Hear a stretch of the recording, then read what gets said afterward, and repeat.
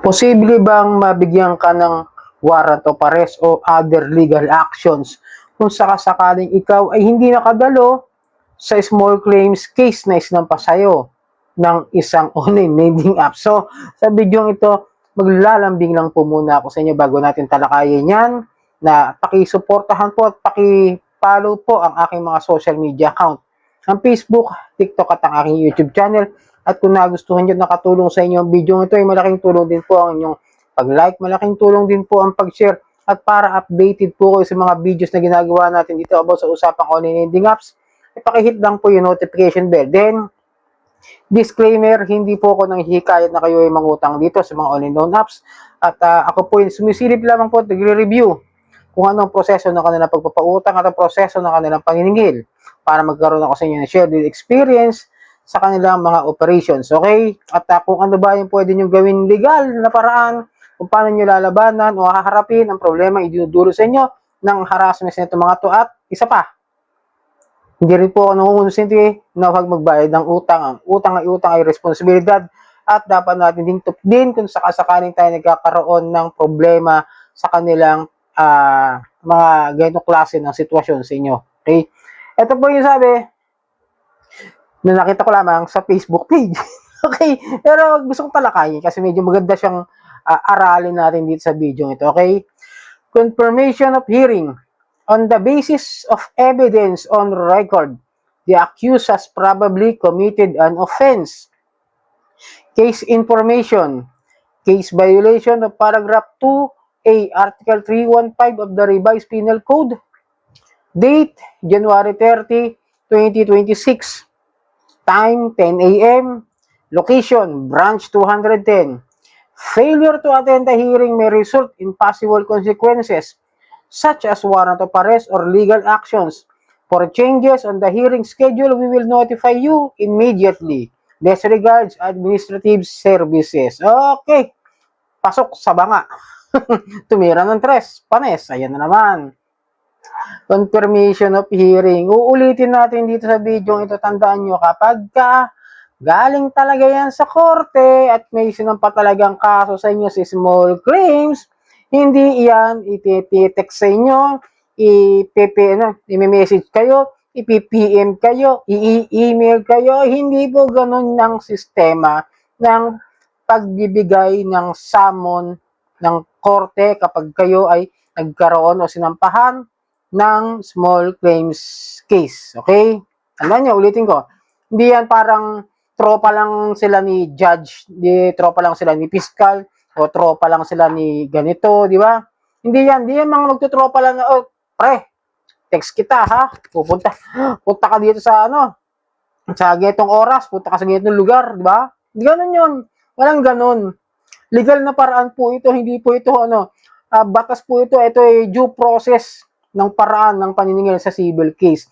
Ang problema, ito ang sabi kasi, on the basis of evidence on the record, meron daw silang record na mayroong probably accused committed an offense. Probably, ibig sabihin, kahit sila hindi sigurado. Kumbaga, parang haka-haka pa lang na meron daw nila bag o meron daw ginawang offense o pagkakamali o maaaring pagkakasala. Di ba? Hindi ganun yun. Then, natawa ako dito, no? Time, 10 a.m. Location, Branch 210. Diyos me! Saan ho pupunta? Meron nga branch. Ang tanong, saang trial court o saang small claims court pupunta? Municipal trial court, metropolitan trial court, di ba?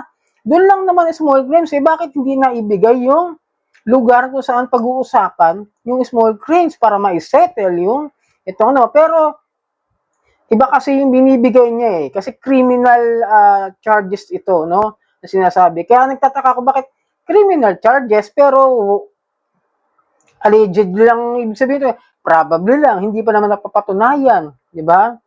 For changes on the hearing schedule, we will notify you immediately. Biruin mo, di ba?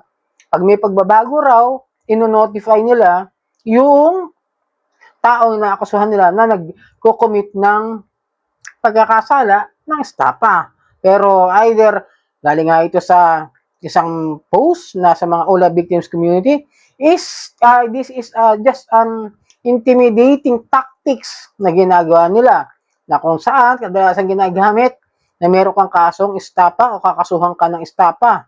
Okay? Kasi sa utang, tandaan nyo, kailangan sila muna yung magpapatunay, yung nagpautang na talaga meron kayong nilabag na criminal case o criminal liabilities tulad ng estapa. Napatunayan ba nila na talagang kayo gumamit ng mga peking dokumento? Example, for the estapa, ulit-ulit tayo sa ganito dahil paulit-ulit din po yung mga post ng mga ganito na hindi pa rin naiintindihan kung ano ba talaga yung pagkakaiba ng estapa ng civil case na small claims na sa utang.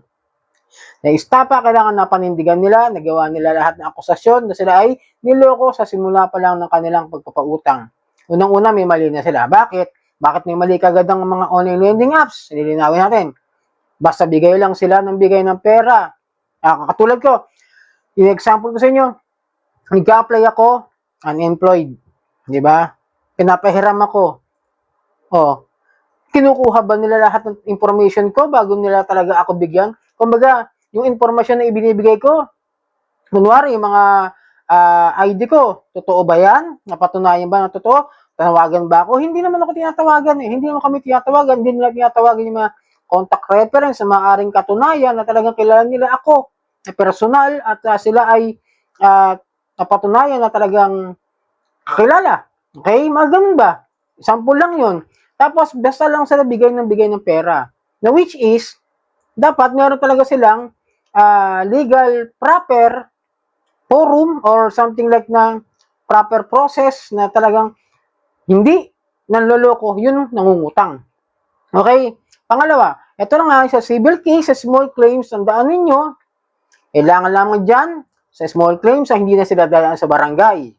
Dahil may kakayahan na silang pumunta mismo sa Metropolitan Trial Court o sa Municipal Trial Court para magsampa ng small claims case as long as they do the due process ng paniningil. Tulad ng demand letter, paulit-ulit nilang ginawa at hindi pa rin hindi pa rin nagre-react o nagre-reply yung nangutang at wala pa rin ginagawang paraan para makapagbayad o para makapag-settle. Ginawa na yung lahat. Pinuntahan sa bahay, tinanong na kung nasaan na, kung ano ba yung dahilan, walang ginawang ganon. Then, that's the time, pwede na sila mag-file ng small claims. At padadalahan sila ng summon. Hindi yung itong number na ito na ginamit, yung siya yung magsasabi na meron kami final na kaso sa iyo sa small claims. At kami rin yung magsasabi sa iyo kung i-atras namin o magbabago ng schedule yung inyong hearing sa korte. Hindi ganun yun. Tandaan nyo ha, ang korte ang magdedesisyon kung kailan magsisimula yung hearing at kung talaga bang ay dapat na pag-usapan o isettle yung borrower at yung lender. At kung ito ay criminal case, medyo mabusisi at mahabang proseso yan. Madaling magsampan ng kaso, ang problema lang, kailangang patunayan yung inaakusa doon sa sinasampahan. Okay? So sana nakatulong ang video ito. Muli maglalambing ako sa inyo. Napaki-follow po ang aking mga social media account, ang Facebook, TikTok at ang aking YouTube. Maraming pong salamat sa uulitin.